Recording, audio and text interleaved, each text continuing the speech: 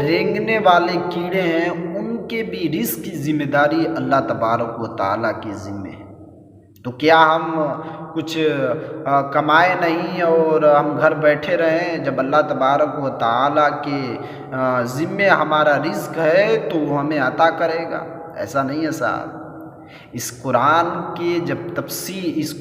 آیت کی جب تفسیر کو آپ پڑھیں گے تب آپ کو پتہ چلے گا۔ آئیے اس پر ذکر کرنے سے پہلے میری گزارش ہے کہ چینل پر نئے ہیں تو سبسکرائب کریں، لائک کریں، شیئر کریں۔ میرے چینل کا نام ظاہر سی بات ہے کہ آپ دیکھ رہے ہیں کہ مجھ سے پوچھو۔ قرآن کی آیت ہے فَاسْأَلُوا أَهْلَ الذِّكْرِ إِن كُنتُمْ لَا تَعْلَمُونَ، اگر تمہیں علم نہیں ہے تو علماء سے آپ پوچھیں۔ آئے ہم اس آیت کی تفسیر کو سمجھتے ہیں۔ قرآن نے کہا ہے وَمَا مِن دَابَّةٍ فِي الْأَرْضِ إِلَّا عَلَى اللَّهِ رِزْقُهَا، زمین پر جو رینگنے والے کیڑے ہیں نا اس کے بھی رزق کی ذمہ داری تمہارے رب کی ہے، وہ تمہیں عطا کرے گا۔ اس کا مقصد یہ نہیں ہے کہ آپ گھر بیٹھے رہیں اور من و سلوہ آسمان سے آپ کے اوپر آتا رہے اور آپ کھاتے رہیں اور آپ مزہ لیتے رہیں زندگی کا، ایسا نہیں ہے۔ من و سلوہ آیا تھا، اللہ تبارک و تعالیٰ کا کرم ہوا بنی اسرائیل پر کہ اس نے من و سلوہ بھیجا، کھانا انہیں طرح طرح کا وہ بھیج رہا تھا، لیکن انہوں نے ان کھانے کی قدر نہیں کی۔ اب انہیں وہ لذیذ کھانا پسند نہیں آیا بلکہ وہ سبزی اور روٹی کو پسند کیے، تو یہ تو خیر ان کی بدقسمتی تھی، ورنہ کہاں آسمان سے کھانا آ رہا تھا، کسی کو کچھ کمانے کی ضرورت نہیں ہے۔ لیکن ہم امت محمدیہ ہیں، ہم اسٹرگل کرنے والے ہیں۔ اللہ کے رسول کے اعلان کرتے مکہ سے پوری دنیا اسلام ایکسیپٹ کر لیتی۔ اللہ تبارک و تعالیٰ کے پاس پاور ہے جو وہ اپنے رسول کو عطا کر دیتا، لیکن نہیں، اللہ کے رسول اسلام کو پھیلانے کے لیے مشقت کرتے ہیں، مکہ سے نکلتے ہیں، طائف میں پتھر کھاتے ہیں، اپنے وطن عزیز سے آپ ہجرت کرتے ہیں، مدینہ آتے ہیں، جنگ لڑتے ہیں، اپنے عزیز و اقارب کی قربانی دیتے ہیں، یہاں تک کہ 63 سال تک وہ مسلسل مجاہدہ کرتے رہے، اسٹرگل کرتے رہے اسلام کو وسیع کرنے کے لیے، اسلام کو پھیلانے کے لیے، اللہ تبارک و تعالیٰ کی نورانیت کو جو زنگ لگے ہوئے دل ہیں انہیں صاف کر کے ان کے قلب میں اتارنے کے لیے۔ تو یہ تو پھر ہم جو امت محمدیہ ہے ہماری تو پوری تاریخ اسٹرگل سے بھری ہوئی ہے، بڑے بڑے مجاہدین اور بڑے بڑے جو ہے کہ جنگو اسلام کو بہت دور تک، مکہ سے نکال کے افریقہ تک، مکہ سے نکال کر ہندوستان تک، مکہ سے نکال کر اسپین تک وہ لے گئے، تو وہ محنت کا نتیجہ تھا، گھر بیٹھے نہیں وہ کر سکتے تھے۔ اس آیت کا مطلب یہ ہے کہ دیکھو تم رزق تلاش کرو اور رزق کماؤ، لیکن حد اور دائرے میں رہ کر کے، تم کہیں حضرت ثعلبہ کے طرز عمل پر نہ چل جانا۔ اس لیے قرآن نے کہا ہے کہ وَمَا مِن دَابَّةٍ فِي الْأَرْضِ إِلَّا عَلَى اللَّهِ رِزْقُهَا، کبھی کبھی تمہیں جب رزق اللہ تبارک و تعالیٰ عطا کرتا ہے تو یہ گمان میں نہ ہو جانا کہ یہ ہمارے محنت کی کمائی ہے اور جیسے چاہیں ویسے اڑائیں، جیسے چاہیں موج و مستی کریں، تو یہ رزق اللہ تبارک و تعالیٰ دے رہا ہے۔ وہی کہہ رہا ہے قرآن میں کہ وَيَمُدُّهُمْ فِي طُغْيَانِهِمْ، جب تک رسی ڈھیلی ہے، ورنہ جس دن کھینچ لوں گا نا ساری ہیکڑی نکل جائے گی، قبر میں آؤ گے حساب و کتاب دینا پڑے گا۔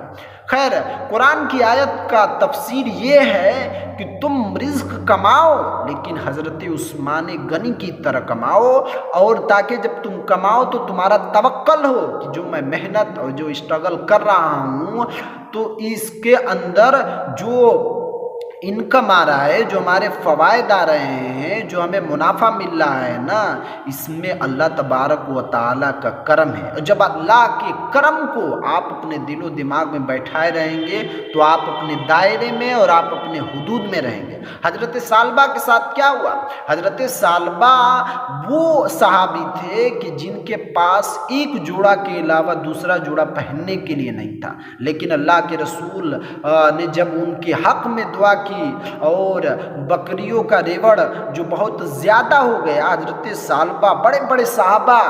جو بہت دور رہتے تھے، اللہ کے رسول کے پیچھے وہ نماز نہیں پڑھ پاتے تھے جماعت سے، وہ اپنے گھر و بار کو بیچ کر مدینہ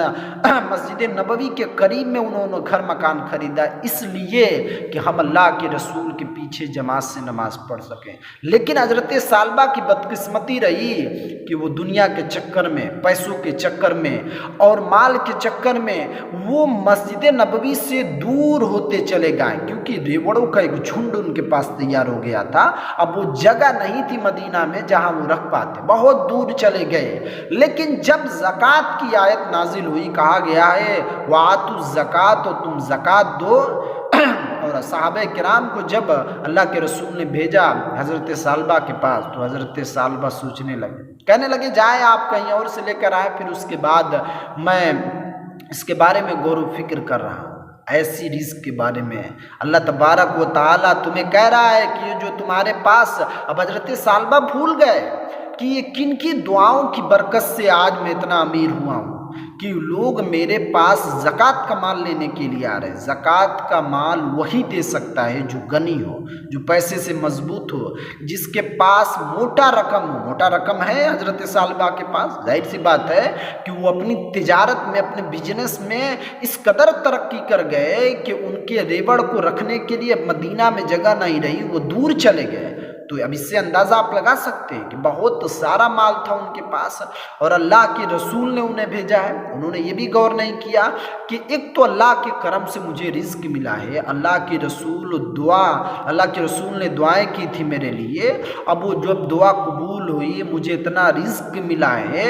تو مجھے چاہیے کہ میں بغیر سوچے سمجھے اسے دوں۔ اب اللہ تبارک و تعالیٰ وہاں پہ آیت اس لیے کہہ رہا ہے کہ ثعلبہ کو غور کرنا چاہیے کہ اللہ کا کرم ہے، وہی رزق کی ذمہ لے رہا ہے۔ اس کے بعد زمانے نے دیکھا کہ حضرت سرکار کے جانے کے بعد حضرت صدیق اکبر، حضرت فاروق اعظم تک کسی نے ان کے مال کو، پیسوں کی ایکسیپٹ نہیں کیا۔ کیا فائدہ جس سے اللہ اور اس کی رسول ناراض ہو جائے۔ کہا گیا ہے حضرت عثمان غنی اسٹرگل کرتے تھے، پیسہ بہت کماتے تھے، لیکن ایک جنگ میں 75% مجاہدین کے کھانے کا، پینے کا، رہنے کا، کپڑا، سامان، سب چیز کی ذمہ داری حضرت عثمان غنی اپنے ذمے اٹھاتے ہیں۔ اللہ کے رسول کہتے ہیں کہ پیسے سے کسی نے جنت خریدا ہے تو وہ حضرت عثمان کی ذات ہے۔ اس لیے گزارش ہے کہ آپ اس آیت کو اس اینگل میں نہ لیں، بلکہ یہ آیت بتا رہی ہے کہ تم رزق کماؤ، تم اسٹرگل کرو، تم پیسہ کماؤ، لیکن یہ خیال رکھے کہ تمہارے رزق کی ذمہ داری اللہ تبارک و تعالیٰ کے ذمے ہے، اسی کے کرم سے تمہیں رزق مل رہا ہے۔ اللہ کی بارگاہ میں دعا ہے مولا کریم ہمیں بہترین رزق کے ساتھ ساتھ اور اللہ پر توکل کرنے کی توفیق و رفیق عطا فرما۔ السلام علیکم۔